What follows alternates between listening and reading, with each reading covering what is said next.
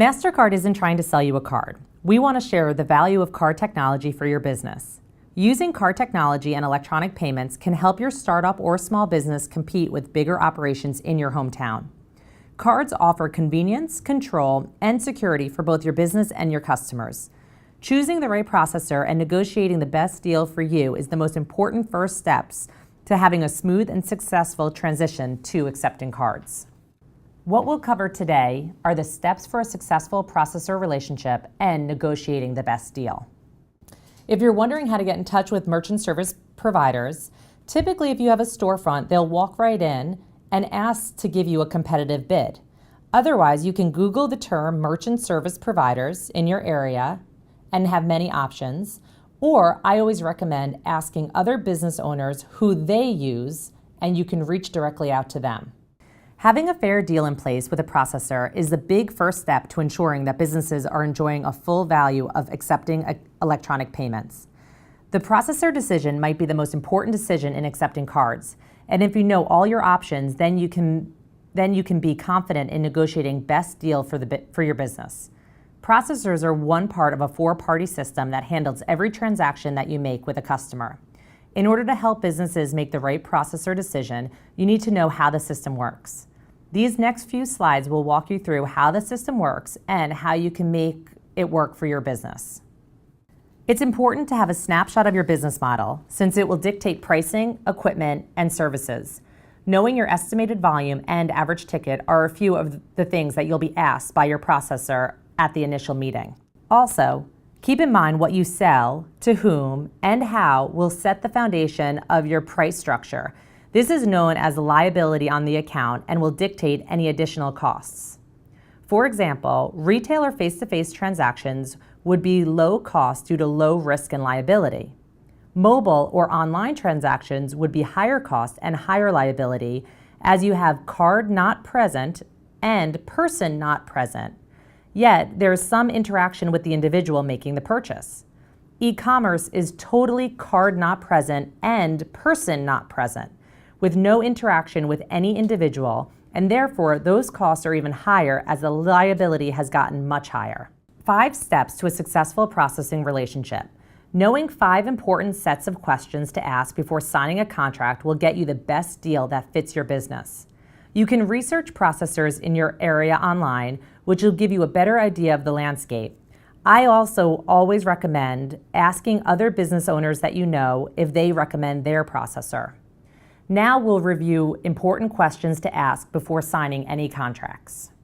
Number 1, who? Who are they? Do they understand their processing? What is their reputation?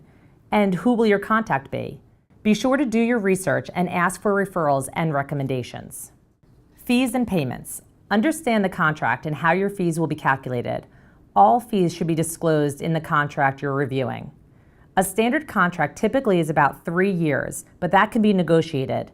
Be sure to know the length of your contract that you're signing.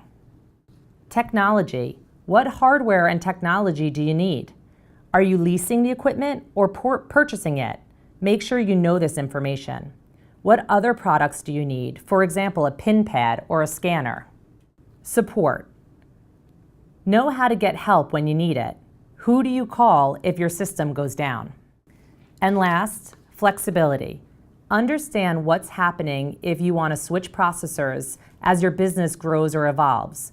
What are the terms of your contract, and can you get out early if you want to? Negotiate and get the best deal for your business. Remember, never sign a non-disclosure agreement when you're negotiating for merchant services or even signing a contract. You have the right to openly compare different rates. Get multiple bids from a variety of processors and compare how services are priced. Don't let them talk you into signing the non-disclosure. For small businesses, there shouldn't ever be a reason to sign a non-disclosure.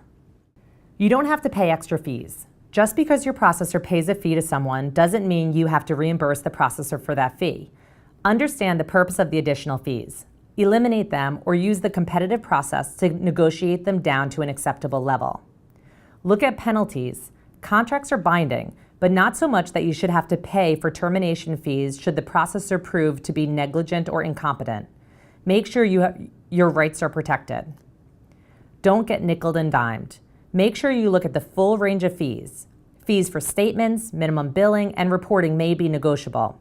Ask for bids without these fees and insist on seeing a full list and explanation of any extra fees. While some fees like interchange fees and PCI compliance fees should remain constant, you can try to negotiate on items like monthly statement fees and service fees. Make sure you understand what you actually get in return for those fees, and if you can opt out in any way, like getting an electronic statement, you may be able to save money. The longer your contract, the lower your rate should be. Most contracts last 2 or 3 years, but some are shorter. Longer contracts may be valuable to the processor because they lock in fees. Use this as leverage for negotiating lower rates. If you enter into an exclusive agreement, you may have more power to negotiate costs. Determine payment timing. Transaction settlements range from 1 to 5 days, with 2 days as the norm for small businesses. You can negotiate for quicker settlements. That change may increase the costs, but you will gain an understanding of how fast the processor can settle your transactions and decide accordingly.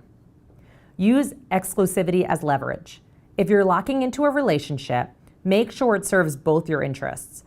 Exclusivity gives the processor control and steady profit while reducing liability. Make sure you have negotiated more flexible termination terms in the event that you decide to change processors because of poor service. Look at reserves and holdbacks. Sometimes processors demand a reserve to guard against refunds or chargebacks. Make sure you understand the reserve or holdback amount in advance. Make sure you know what circumstances trigger reserves. You have the right to generate interest on reserve funds and should be clear about how you can recover them or move past them when an account behavior no longer triggers the need for a reserve. Chargebacks. Under electronic payment network rules and policies, businesses typically are not liable for certain chargebacks for in-person card-present transactions. There is some exposure for remote or card-not-present transactions. Be sure to clarify how a potential payment processor will handle chargebacks for your business.